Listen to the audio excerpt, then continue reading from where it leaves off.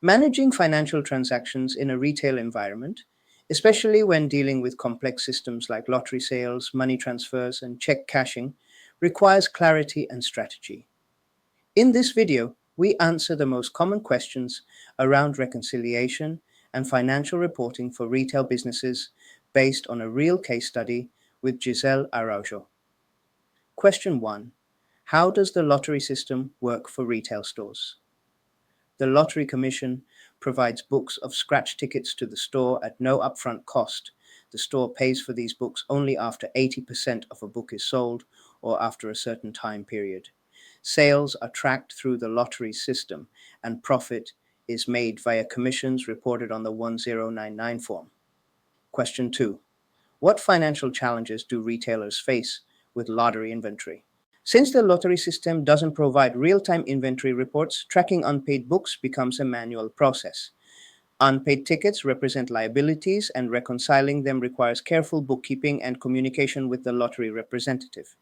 Question 3. How are lottery sales and payouts tracked?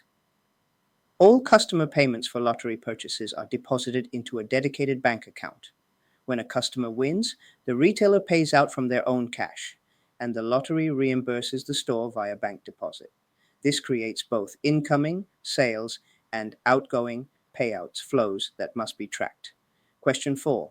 What is the best way to reconcile lottery data in accounting software? Create sales receipts for each transaction category, money transfers, check cashing, assigning the correct liability or revenue account.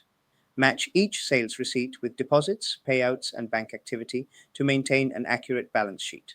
Question 5. Can a retailer treat their safe as a bank account for reconciliation purposes? Yes. Treating the safe like a bank account simplifies tracking deposits and withdrawals. Weekly reports detailing beginning and ending balances with categorized transactions help streamline reconciliation.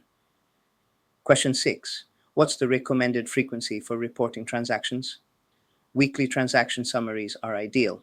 While daily reports offer more accuracy, weekly reports strike a balance between detail and manageability, especially for stores with high transaction volume. Question 7.